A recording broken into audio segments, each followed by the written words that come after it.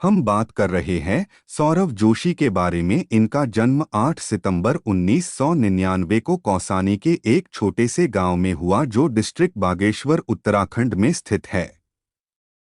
परिवार में सौरव के अलावा उनके पापा मम्मी हेमा जोशी, भाई साहिल जोशी के साथ साथ उनके चचेरे भाई पीयूष, दादा और दादी जी भी रहते हैं।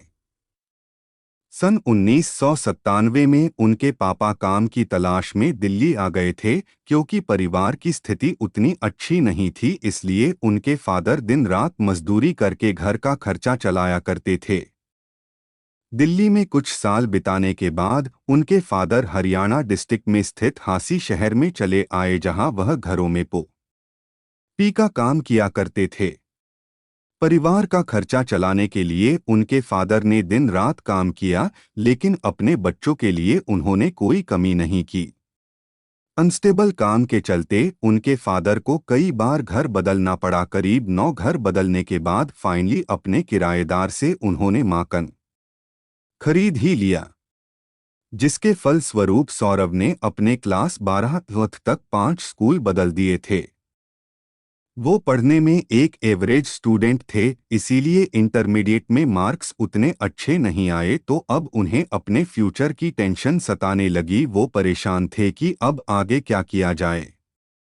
दोस्तों और रिश्तेदारों के सलाह के बाद उन्होंने आर्किटेक्चर करने की सोची, इसलिए वो इसकी तैयारी करने के लिए दिल्ली चले गए। 1 साल के इस कोचिंग के दौरान उन्होंने काफ़ी कुछ सीखा, जैसे विजुअल रिप्रेजेंटेशन, पर्सपेक्टिव ड्राइंग और बहुत कुछ। उन्हें अब ड्राइंग में काफ़ी इंटरेस्ट आने लगा, पर दिल्ली में रहे हुए 1 साल की कोचिंग से कड़ी मेहनत के बाद भी आर्किटेक्चर में उनका सिलेक्शन नहीं हो पाया और वह वापस अपने घर आ गए। और वह काफ़ी परेशान थे। उन्हें लगा कि वो अब फ्यूचर में कुछ ज़्यादा नहीं कर पाएंगे। यहाँ तक कि वो इतने हताश थे कि अब वह अपने फादर के साथ साइट पर जाकर पॉप का काम तक करने लगे। लेकिन ड्राइंग के प्रति उनकी दीवानगी काफ़ी हद तक बढ़ चुकी थी, इसलिए वह खाली समय में ड्राइंग किया करते थे।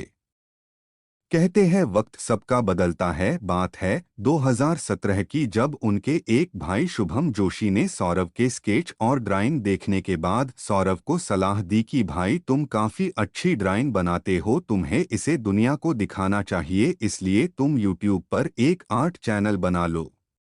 अपनी उस भाई की बात मानकर उन्होंने अपना पहला आर्ट से रिलेटेड चैनल क्रिएट किया, जहां 24 जुलाई 2017 को उन्होंने अपनी पहली वीडियो अपलोड की, जिसका टाइटल था कि drawing 2000 note with colour pencil. अब वह धीरे धीरे करके एक से बढ़कर एक अपनी ड्राइंग की वीडियो अपलोड करने लगे और कई बार चैनल का नाम चेंज करने के बाद आखिरकार उन्होंने अपने चैनल का नाम सौरव जोशी आर्ट्स रख लिया। समय के साथ साथ उन्हें YouTube पर अपना कंटेंट क्रिएट करते हुए काफ़ी मज़ा आने लगा। वैसे वह YouTube पर आने से पहले अपने फ़ोन से रैंडम वीडियो अपनी फैमिली के साथ बनाया करते थे, ताकि वो उसे एक याद की तरह सहेज कर रख सके। इधर वह अपने ड्राइंग चैनल पर लगातार वीडियोस डालने लगे, लेकिन 250 से 300 वीडियो डालने के बाद भी वह सिर्फ 3 के से 4 के सब्सक्राइबर ही गेन कर पाए थे। एक हार्ड वर्किंग यूट्यूबर के लिए ये स्टेप काफ़ी फ्रस्ट्रेटिंग करने वाली बात थी, लेकिन उन्होंने हार नहीं मानी और अपने बढ़ते YouTube एक्सपीरियंस के साथ वह ट्रेंडिंग टॉपिक के साथ वह स्केच बनाने लगे, जिनमें से कई वीडियो वायरल भी हुई। अब वह अपने सब्सक्राइबर के डिमांड पर ड्राइंग के ट्यूटोरियल भी बनाने लगे, जिसके फलस्वरूप उनकी स्किल्स और भी ज़्यादा इन्हें से हो गई और वह अपनी फैमिली के साथ रैंडम वीडियो बनाया करते थे। इसलिए उन्होंने सोचा क्यों ना इन्हें अपने सब्सक्राइबर के साथ शेयर किया जाए। इसलिए फ्लाइंग बीस्ट से इंस्पायर होकर उन्होंने एक व्लॉगिंग चैनल क्रिएट किया और व्लॉग वीडियो अपलोड करना स्टार्ट कर दिया। अपनी पसंदीदा स्केच आर्टिस्ट की डेली लाइफ को जानने के लिए उनके सब्सक्राइबर ने उनके व्लॉगिंग चैनल देखना भी स्टार्ट कर दिया और जल्द ही उनकी व्लॉगिंग चैनल पर 20 के सब्सक्राइबर भी पूरे हो गए। लेकिन यूट्यूब में गूगल एडसेंस की पॉलिसी के तहत आपको अपना एड्रेस वेरीफाई करना पड़ता है। लेकिन इतने घर चेंज करने के कारण उनका एड्रेस वेरीफाई नहीं हो पाया, जिसका नतीजा ये निकला कि उनका एडसेंस अकाउंट ही सस्पेंड हो गया। इसलिए उन्होंने फिर से अपना एक व्लॉग चैनल क्रिएट किया। यूट्यूब के मोनेटाइजेशन के सारे स्टेप्स को क्लियर करने के बाद भी उनका एड्रेस फिर से वेरीफाई नहीं हो पाया और ये चैनल भी डमोनेटाइज हो गया। लेकिन कहते हैं ना हार मत मानो, लगातार प्रयास करते रहो। इसलिए सौरभ ने हार नहीं मानी और फाइनली उनकी तीसरी व्लॉगिंग चैनल का एडसेंस अकाउंट मोनेटाइजेशन के लिए एक्टिवेट हो गया। इसमें अपने आर्ट वाले चैनल में बिजी रहने के कारण वो अपने सौरभ जोशी व्लॉगस वाले चैनल में वीडियो अपलोड नहीं कर पाते थे। साथ में कॉन्फिडेंस के कमी के चलते उन्हें पब्लिक यहाँ तक कि घर वालों के सामने व्लॉग करने में हेजिटेशन होती थी और दूसरी तरह वह अपने आर्ट्स वाले चैनल से काफ़ी पॉपुलर हो चुके थे।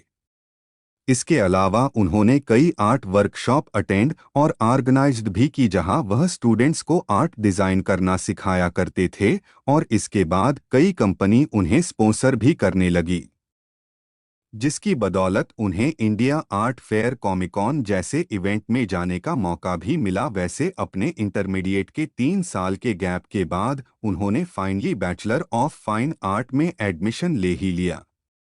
लेकिन देश में बढ़ते कोरोना के चलते इंडिया में 24 मार्च 2020 को नेशनल वाइड लॉकडाउन लग गया था, जिससे अब सौरभ को व्लॉगिंग करना मुश्किल हो गया था। इसलिए लॉकडाउन के पहले ही दिन सौरभ ने ठान लिया था कि डेली वह घर में व्लॉगिंग करेंगे अपने फैमिली के साथ। यानी उन्होंने टारगेट सेट किया 365 व्लॉग्स 365 दिनों में करने के लिए। वह 23 मार्च 2020 का ही दिन था, जिस दिन के बाद से उन्हें एक अलग पहचान मिली। उन्होंने drawing with my family members वाली वीडियो अपलोड कर दी और अपलोड होने के कुछ ही घंटों में पूरे देश में ये वीडियो वायरल हो गई और सब्सक्राइबर्स की मानो बाढ़ सी आ गई। इस वीडियो के अच्छे रिस्पॉन्स के बाद वह काफ़ी मोटिवेट हो गए और वह अपनी डेली लाइफ के होने वाली इंसिडेंट को वो अपलोड करने लगे, जिसे दर्शकों ने काफ़ी पसंद किया। लेकिन लोगों के प्यार के साथ साथ उन्हें हेट भी मिलने लगी। अक्सर लोग उन्हें यही कहते कि क्या फालतू फैमिली की चीज़ें दिखता रहता है। लेकिन हेट की परवाह ना करते हुए वो डेली व्लॉग्स बनाने लगे। उनकी वीडियो में उनकी सिंप्लिसिटी और डाउन टू अर्थ की पर्सनैलिटी की वजह से लोगों को उनका कंटेंट काफ़ी पसंद आने लगा। लोग उनके व्लॉग से अपने आप को काफ़ी हद से कनेक्ट करने लगे। ऊपर से पीयूष की नटखट हरकतें और ऊपर से मम्मी जी की डांट, पापा जी का प्यार और दादी जी का स्वैग एक अलग ही लेवल देखने को मिलता है, जो सौरभ जोशी व्लॉगस में 4 चांद लगाता है। और सच में उनके व्लॉगस काफ़ी एडिक्टिव होती है। वो अपने आप को अपने ऑडियंस के साथ काफ़ी अच्छी तरीके से कनेक्ट करते हैं और कई लोग उनकी वीडियो से रिलेट करते हैं। इसके बाद इन्होंने यूट्यूब के काफ़ी माइलस्टोन को कंप्लीट किया और फाइनली 26 जून 2021 को वो इंडिया के नंबर 1 व्लॉगर बने और सौरभ जोशी पूरे देश में ही नहीं बल्कि पूरे वर्ल्ड और अपने राज्य और देश का नाम रोशन कर रहे हैं।